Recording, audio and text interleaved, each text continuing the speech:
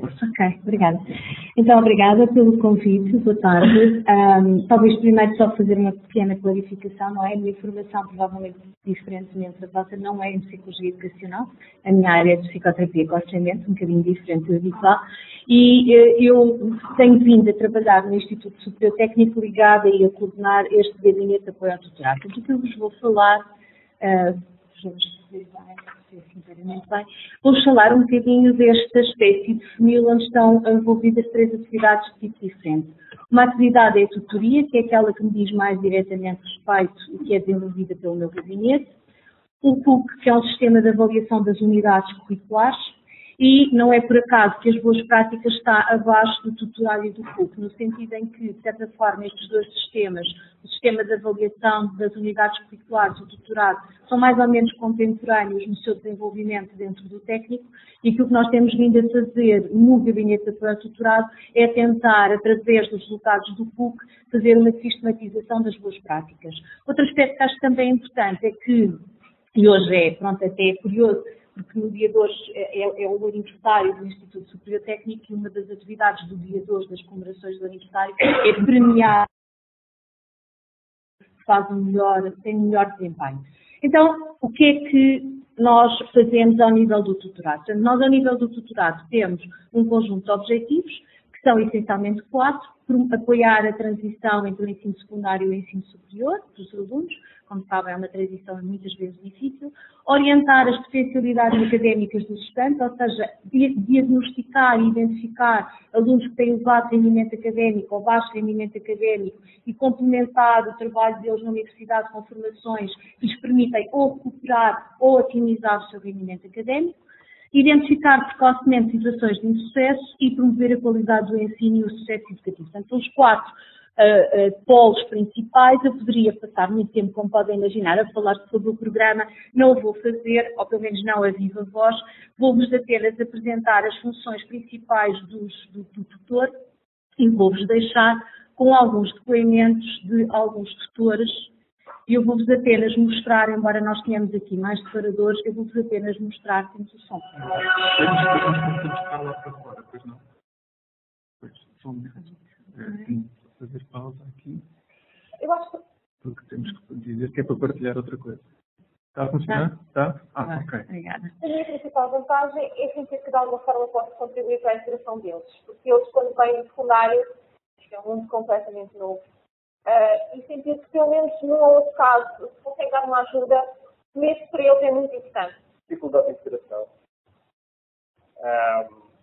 Dificuldade de planeamento de estudo. Dificuldade da gestão de contribuir para que algumas coisas. Só um momento, porque estão a dizer que nós estamos a ver a imagem lá fora. Depois estou a conseguir mudar aqui.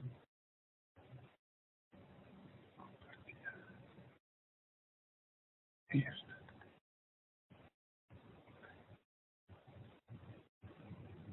Ok, obrigado. Mas se resolvam, porque há coisas que realmente, métodos de aprendizagem e, por outro lado, métodos de ensino que realmente deveríamos modernizar em algumas disciplinas. Consigo perceber os vários perfis de alunos que existem, ou seja, também me ajudo depois da minha parte de professora de outras disciplinas, de outras unidades curriculares, a desenvolvimento, porque consigo perceber melhor os alunos e a forma como eles estão à espera e as dificuldades que eles têm e as necessidades também. Eu acho muito importante o facto de um professor conhecer os alunos logo desde o início, portanto, no momento em que eles entram na universidade. A relação entre professor e aluno melhora bastante e quando chega a nossa vez de lhes dar aulas, pelo menos no meu caso, que dou aulas ao segundo ano, já os conheço bastante bem. Okay. Por uma questão de tempo, eu vou só apresentar estes depoimentos que têm a ver com o que é afinal, ser tutor. É evidente como este vídeo aparece logo no início da página do tutorado. A página é muito fácil de identificar, basta pôr em tutorado, é a primeira coisa que provavelmente vos aparecerá. E, portanto, se quiserem depois ver o resto do vídeo, poderão, não é? Pronto, acho que é bastante interessante porque, no fundo, é o que é que os tutores, no fundo, sentem, e isto são depoimentos que foram recolhidos a respeito dos tutores com o objetivo de motivar outros tutores. Se forem à YouTube TV do técnico, também poderão encontrar um depoimento mais longo, com depoimentos de alunos que foram pronto, participaram no programa e professores também poderão achar interesse. Ok, então, no âmbito deste programa tutorado, ao longo dos anos nós fomos fazendo, como eu vos disse, algumas formações para alunos e algumas formações para docentes. Eu selecionei apenas as formações para docentes porque acho que para vocês é o que terá mais interesse. E, portanto, nós temos aqui, assim, dois grandes blocos de formações. Um primeiro bloco que nos aparece em segundo lugar e que foi o ponto por onde nós começámos, que é, nós sentimos que a maior parte dos tutores sentiam que não tinham muitas competências para fazer o seu trabalho de tutores. A maneira como os professores do técnico colocam isto é, eu sou professor do técnico, sendo que fui bom aluno, como é que eu lido com os alunos de baixo rendimento académico, não sei lá muito bem. Pronto. E, portanto, nós organizámos esta formação dos modelos e práticas de tutoria, que depois, ao fim de algum tempo, começámos a associar à ideia do coaching, que para os professores do técnico tem uma enorme aceitação, porque na prática é um modelo que eles conhecem do trabalho nas empresas. E, portanto, nós fizemos também algumas formações, tivemos a sorte de ter uma formadora que era antiga aluna do técnico e que é coach profissional, portanto, para eles teve uma grande aceitação. E, portanto, fizemos então estas formações em coaching e tutorado, que ainda eram só complementos para os tutores. A partir de uma certa altura, eu acho que os professores têm uma enorme necessidade de formação, os professores do ensino superior, pelo menos no técnico essa é a sensibilidade que eu tenho, e pedem, têm noção dessa necessidade e pedem, e portanto ao longo do tempo nós fomos desenvolvendo estas outras formações que vos aparecem em primeiro lugar, gestão de conflitos, inteligência emocional, apresentações orais e técnicas de motivação para a mudança. Devo dizer-vos que são tudo formações que não foram da nossa iniciativa, nós apenas respondemos às solicitações dos professores. Outra formação que é promovida por nós, embora não propriamente dada por nós, é uma formação sobre voz, que também é muito importante para a maior parte dos professores e também no ensino superior. E os números, aproximadamente, tanto aqui abrange todas as formações que alguma vez demos, incluindo o seminário de voz, incluindo uma formação sobre eficácia e, como podem verificar, as formações nas áreas do coaching e tutorado, o coaching clinic, que é uma formação muito dura, 2 dias inteiros de formação, e os modelos e práticas de tutoria são aquelas que não só têm mais edições, como também as que têm um mais elevado número de participantes. E, portanto, isto assumindo que estamos a fazer um somatório ao longo dos anos de funcionamento do programa, que existe desde há 9 anos atrás. Eu trouxe alguns exemplares de um livro que nós editámos com a descrição do programa, vou deixar alguns com os meus anfitriões, mas se alguém quiser receber o livro, podem enviar um e-mail para nós, tutorado@stutl.pt, e temos todo o gosto em enviar. Depois, como vos dizia, a par do tutorado existe este sistema PUC, que eu também acho que é mais simples de explicar através do vídeo que foi feito para explicar como é que funciona, que é muito rápido. Se calhar, exatamente. Ficarem com fome. As pessoas que estão lá fora, claro, ficam assim um bocadinho.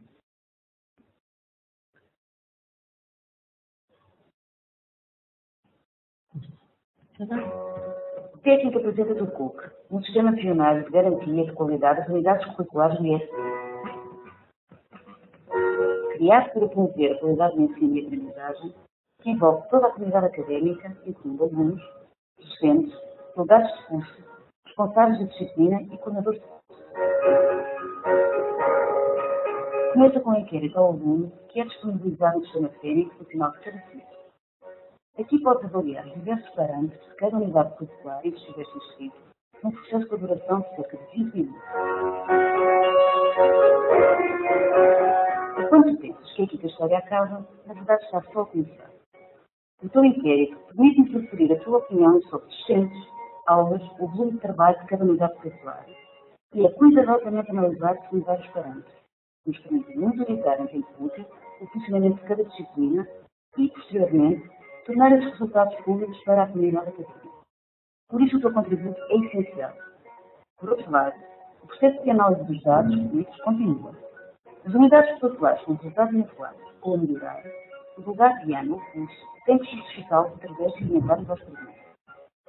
A seguir, o docente e o responsável da disciplina analisam os resultados e os comentários dos delegados que respondem a estes comentários.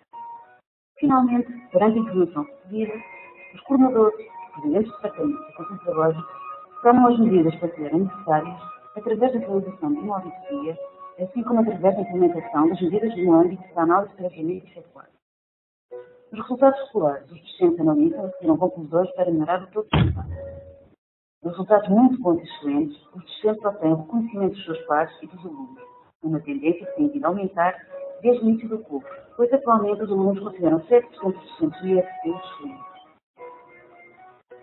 Através da regularidade em termos de entrevistas aos docentes excelentes, conseguimos organizar vários reportes de boas práticas de docência, promover o rendimento académico dos alunos e compilar toda esta informação numa nova boas práticas que será contínua e permanentemente melhorada. Os cursos têm impacto na qualidade do ensino, mas precisam de participação dos estudantes e cuidados. E devemos estudar nisso. Até o que não conta. Colabore nos entrevistas.